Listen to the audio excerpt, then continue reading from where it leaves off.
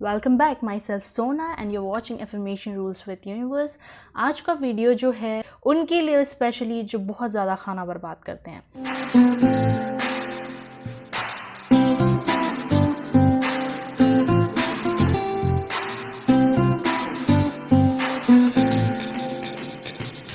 मैं एक छोटी सी स्टोरी सुनाना चाहूँगी जिससे काफ़ी लोगों को बहुत कुछ समझ में आएगा। एक्चुअली पता हर चीज़ हम सबको होता है, लेकिन कभी भी हम इम्प्लीमेंट करने की कोशिश नहीं करते हैं और कोई एक छोटी सी स्टोरी हमारे सामने आ जाती है और पूरा का पूरा इमेजिनेशन हम कर लेते हैं कि कितना बुरा हो सकता है अगर हम ऐसा ही करते रहेंगे तो उस टाइम पे जो दिमाग में क्लिक होता है उसके बाद अचानक से हमारे अंदर एक चेंजेस, एक परिवर्तन सा आ जाता है। इसी तरह की एक स्टोरी है जो कि एक सच्ची घटना पर आधारित है। काफ़ी टाइम पुरानी बात है, लेकिन अगर देखा जाए तो वो हमारे लिए या फिर आने वाले फ्यूचर में कई लोगों के लिए प्रेरणा बन सकती है। जो भी मेरे चैनल से जुड़े हुए हैं, हम सब लोग लॉ ऑफ अट्रैक्शन को फॉलो करते हैं। हर एक छोटी छोटी चीज़ के लिए ग्रेटफुल होते हैं, थैंकफुल होते हैं। तो जब हम फूड की बात करें तो भले ही हमारे पास कितना भी पैसा हो और कितना भी हम करोड़पति हो, उससे कुछ फ़र्क नहीं पड़ता है। Still I am not in the favour of to waste food. मैं खाना बर्बाद करने के फेवर में बिल्कुल भी नहीं हूँ, बिकॉज़ यहाँ पर हम बहते हुए पानी के लिए, अच्छी नींद के लिए, अच्छी सेहत के लिए अपने घर में हर एक छोटी छोटी अच्छी चीज़ के लिए 100 ब्लेसिंग्स काउंट करते हैं। और जब हम वो फूड वेस्ट कर रहे होते हैं तो वो एक माइनस मार्किंग हो जाता है हमारी लाइफ का। तो अगर आपको ये आदत है कि आप कंटिन्यू डेली किसी अनाज को वेस्ट कर रहे हैं, तो इससे आप ये समझ सकते हैं कि आप अपनी ब्लेसिंग्स में से एक एक ब्लेसिंग्स को माइनस करते जा रहे हैं। सबसे पहले खाना बर्बाद करने की आदत है, उसे बंद करिए। अगर बाई चांस आप खाना बर्बाद नहीं करना चाहते लेकिन इतना ज़्यादा बन गया है कि कुछ नहीं हो सकता उसका, कोशिश करें किसी करीब में बांट दें। अगर कोई भी नहीं है तो इतना करें कि डॉग्स या काऊ के लिए एटलीस्ट वो भोजन काम आ जाए।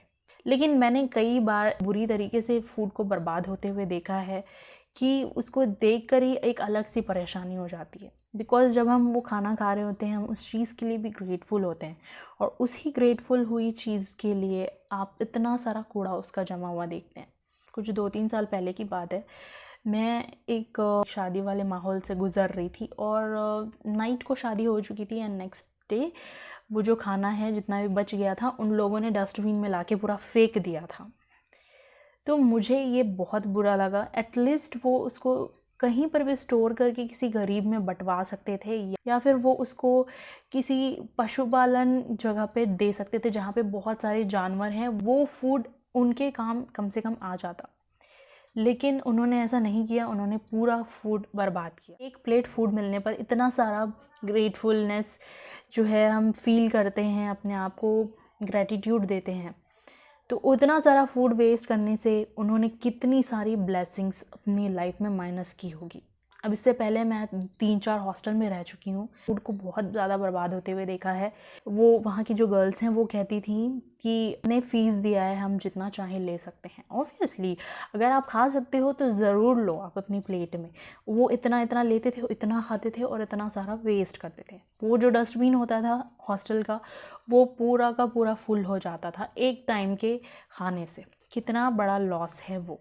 आपने किसी चीज़ के लिए कितना भी पैसा पे किया हो, आपका फूड बर्बाद करने का कोई हक नहीं है। अब मैं सुनाने जा रही हूँ आपको एक छोटी सी स्टोरी। लंदन में एक किंग हुआ करते थे जिनके पास बहुत ज़्यादा पैसा था, मिलियंस एंड मिलियन बिलियंस, तो उसकी हम कल्पना भी नहीं कर सकते। और एवरी वीक वो एक पर्सन के साथ अपने ख़जाने में जाते थे और वो पूरा काउंट करवाते थे उससे। तो इससे उनको पता चलते रहता था कि उनकी फ़ाइनेंशियल स्थिति अभी क्या है और अपने जो भी राज्य के लोग हैं उनको सपोर्ट करने के लिए उनके पास कितना अमाउंट अभी है, कितना खर्च हो चुका है। अपने अकाउंटेंट के साथ हर वीक वो खजाने वाले कमरे में जाते थे जो काफ़ी ज़्यादा अंदर हुआ करता था, बिल्कुल इनसाइड में, ताकि वहाँ तक कोई भी ईज़िली पहुँच ना सके। और उसमें 2-3 गेट्स होते थे जिसमें 2-2, 3-3 ताले लगे रहते थे। अब एक दिन हुआ क्या, एक दिन वो अपने अकाउंटेंट के साथ वहाँ गए। अकाउंटेंट को सडनली कुछ काम के लिए उन्होंने भेजा कि तुम जाकर ये करके आओ, तब तक मैं यहाँ पर ही हूँ। तो अकाउंटेंट कुछ देर के लिए चला जाता है।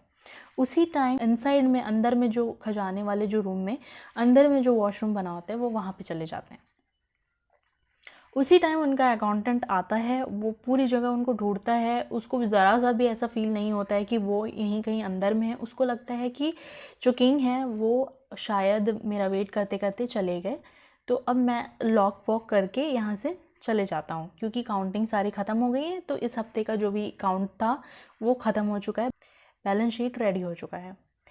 तो उसके बाद वो जितने भी गेट्स उसमें हैं, 2-3 जो गेट्स थे वो सारे उसने लॉक कर दिए। और कुछ देर में जो किंग है वहाँ का, वो आते हैं बाहर और देखते हैं कि जो दरवाज़ा है वो बंद था और लॉक पूरा लगा हुआ था। वो समझ चुके हैं कि जो अकाउंटेंट था उसे लगा कि वो वहाँ पर नहीं है, इसलिए वो सब कुछ लॉक करके वहाँ से चला गया। अब कुछ देर तक तो वो काफ़ी ज़्यादा चिल्लाते हैं कि शायद उनकी आवाज़ बाहर तक पहुंच जाए, लेकिन वो जो डोर्स थे वो लोहे के थे, तो वो आवाज़ उन बाहर किसी को भी नहीं जा पाती है। कुछ देर तक तो वो ठीक रहते हैं, वहाँ बैठे रहते हैं, लेकिन 2-3 दिन के बाद प्यास से उनकी जो हालत है बहुत ज़्यादा बुरी हो जाती है। हम पानी बहुत बर्बाद करते हैं, तब हम बिल्कुल नहीं सोच सकते कि इसकी कीमत क्या होती है, लेकिन जब आप ऐसी जगह हो जहाँ पर आपको पानी मिलना बिल्कुल नामुमकिन हो, तब एक बूंद की पानी की कीमत आपको समझ में आसानी से आ सकती है। तब उनकी प्यास से बहुत बुरी हालत हो जाती है और कुछ देर के बाद उनको भूख भी लगने लगती है बहुत ज़ोर से। अब जो लॉकर था वो सीधा 1 हफ्ते के बाद ही खुलने वाला था। किंग को बहुत सारे लोगों ने मे बी शायद ये सोचकर इग्नोर कर दिया होगा कि उनको किसी को बताने की क्या ज़रूरत है, शायद वो कहीं चले गए हैं, आ जाएंगे, और किसी का भी ध्यान इस तरफ नहीं गया कि वो लॉकर वाले रूम में हो सकते हैं। अब जैसे ही 3-4 दिन बीतते हैं, किंग को इतनी ज़्यादा भूख और प्यास लगने लगती है कि वो बिल्कुल बर्दाश्त नहीं कर पाते हैं। उनकी हालत बहुत ज़्यादा बिगड़ जाती है, उनमें बिल्कुल भी एनर्जी नहीं होती है, चलने के लिए गिर जाते हैं वहाँ पर। तो चिल्लाने का तो सवाल ही पैदा नहीं होता है, क्योंकि उनके पास बिल्कुल भी एनर्जी नहीं होती है और उनको पता होता है कि चिल्लाने का कोई फ़ायदा नहीं है। इतने बड़े बड़े मोटे मोटे लोहे के गेट के बाहर उनकी आवाज़ नहीं जाने वाली। वो वहाँ पर बेहोश हो जाते हैं। 1 हफ्ता गुजर जाता है, क्योंकि किंग का ये नियम था कि वो रहें या ना रहें, हर वीक में उनकी फाइनेंशियल कंडीशन क्या है ये वो सिर्फ अकाउंटेंट पे बिलीव करते थे, और जो चाबियाँ थी वहाँ की लॉकर्स की और जो खजाने के दरवाजे की, वो राजा और सिर्फ अकाउंटेंट के पास ही रहती थी। तो अकाउंटेंट 2-4 लोगों को लेकर अपने साथ आता है। जो खजाना था वो काउंट करने के लिए वो लॉकर खोला जाता है, और वहाँ पे जो लोग दृश्य देखते हैं वो देखकर काफ़ी ज़्यादा हैरान हो जाते हैं। ऑब्वियसली 1 हफ्ते तक तो कोई भी भूखा प्यासा नहीं रह पाएगा। जो किंग था उनकी डेथ हो चुकी होती है, और वहाँ पर लिखा होता है कि कोई भी मुझे सिर्फ थोड़ा सा पानी और एक रोटी लाकर खिला दे, बस मैं अपनी पूरी दौलत उसके नाम कर दूंगा। ये पढ़ के अकाउंटेंट और बाकी वहाँ पे जितने भी सभी लोग होते हैं उनके आँखों में आंसू आ जाते हैं, और ये बात पूरे राज्य में फैल जाती है, और सब समझ जाते हैं कि जो फूड है और जो वाटर है उसकी कीमत क्या होती है। उसके बाद उस शहर में कभी भी कोई भी एक अन्न का दाना भी बर्बाद नहीं करता है।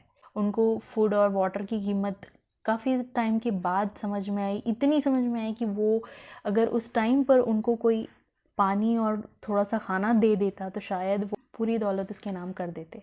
इस कहानी से हमें ये समझ में आता है, काफ़ी सारे लोगों ने ये कहानी शायद सुनी भी होगी और काफ़ी सारे लोगों ने नहीं सुनी होगी।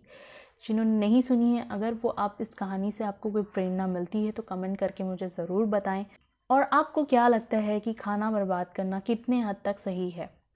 हाँ, मैं मानती हूँ अगर खाना बाय चांस घर में रखा रखा ख़राब हो गया है, गर्मी के दिनों में अगर हम बाहर कोई खाना छोड़ देते हैं ख़राब हो जाती है, तो वैसा खाना आप नहीं खा सकते हैं। उस खाने से पहले आप क्षमा मांगिए कि मुझे मजबूरी में आपको फेंकना पड़ रहा है, लेकिन मेरी नीयत या मेरा इंटेंशन ये करने का बिल्कुल नहीं था, आपकी मजबूरी है। और जिस चीज़ के लिए आप ग्रेटफुल हो रहे हैं उस चीज़ को बर्बाद करने की बिल्कुल मत सोचिए। सो गाइज़, ये थी आज की स्टोरी। अभी भी समय है, समय रहते अपने आप को संभाल लीजिए, बिकॉज़ आप लॉ ऑफ अट्रैक्शन फॉलो कर रहे हैं। आप एक एक छोटी छोटी चीज़ों के लिए ब्लेस्ड फील करते हैं, ग्रेटफुल फील करते हैं, तो इन चीज़ों पर भी ध्यान देना आपका फ़र्ज़ है, आपका काम है। सो गाइज़, मिलेंगे नेक्स्ट वीडियो में। चैनल सब्सक्राइब ज़रूर कर लीजिएगा ताकि आपको फर्दर की सारी वीडियोस मिलते रहें, कोई भी वीडियो मिस ना हो। बी ब्लेस्ड गाइज़, किसी के घर में भी खाने पीने की कोई कमी ना हो, हेल्दी रहें। तब तक के लिए मिलेंगे नेक्स्ट वीडियो में। Take care to your family and your self guys. Bye bye and take care.